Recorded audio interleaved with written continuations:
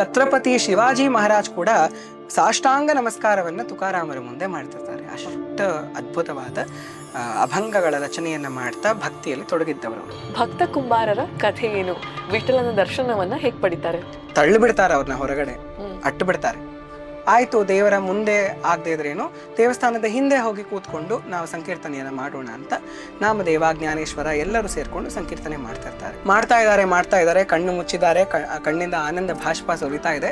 ಅಷ್ಟು ಅದ್ಭುತವಾಗಿ ಕೀರ್ತನೆ ಮಾಡ್ತಾ ಇದ್ದಾರೆ. ಕಣ್ಣು ತೆಗೆದ್ರೆ ದೇವಸ್ಥಾನ ಹೀಗೆ ತಿರುಗಿಬಿಟ್ಟಿದೆ, 180 ಡಿಗ್ರಿ ನಾಗನಾಥ ತಿರುಗಿಬಿಟ್ಟಿದ್ದಾನೆ. ಅಷ್ಟಿಷ್ಟ ಆತನಿಗೆ ವಿಠಲ ನಾಮ ಅಂದ್ರೆ, ವಿಠಲನ ಭಕ್ತರು ಅಂದ್ರೆ.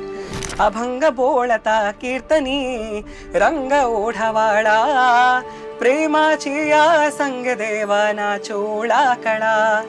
ಅಭಂಗವನ್ನ ಹೇಳೋದಕ್ಕೆ ಶುರು ಮಾಡಿದ್ರೆ ರಂಗ ಓಡೋಡಿ ಬರ್ತಿದ್ದಂತೆ ಗರ್ಭಗುಡಿಯಿಂದ.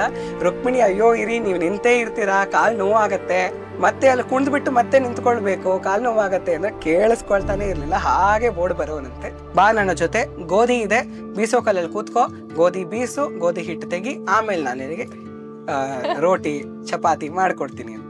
ವಿಠಲ ಬರ್ತಾನೆ ನೋಡಿ, ಬೀಸೋ ಕಲ್ಲಲ್ಲಿ ಕೂತ್ಕೊಳ್ತಾನೆ, ಅವಳು ಗೋಧಿ ಹಾಕಕ್ಕೆ ಈತ ಬೀಸ್ತಾನೆ, ಗೋಧಿ ಹಿಟ್ಟನ್ನ ತೆಗಿತಾರೆ. ಅವಾಗ್ಲೂ ಆಕೆ ಅಭಂಗಗಳನ್ನ ಹಾಡ್ತಿರ್ತಾಳೆ.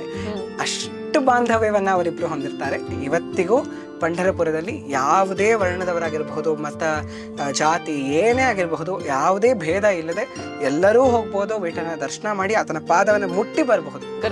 ಗರ್ಭಗುಡಿಯಲ್ಲಿ ಮುಟ್ಟಿ ಬರಬಹುದು. ಭಾರತದಲ್ಲಿ ಬೇರೆ ಎಲ್ಲೂ ಈ ತರ ಇಲ್ಲ. ನಾಮದೇವ ಕೇಳ್ತಾರೆ, 2-3 ವರ್ಷ ಆಗೋಗಿದೆ, ತುಂಬಾ ಜನ ಅಲ್ಲಿ ಸತ್ತು ಹೋಗಿದ್ದಾರೆ, ಯಾರ ಮೂಳೆ ಚೊಕ್ಕ ಮೇಳದ್ದು, ಯಾವ ಮೂಳೆ ಚೊಕ್ಕ ಮೇಳನದ್ದು ಅಂತ ಹೇಗೆ ಗೊತ್ತಾಗತ್ತೆ ಅಂತ ಹೇಳ್ತಾರೆ.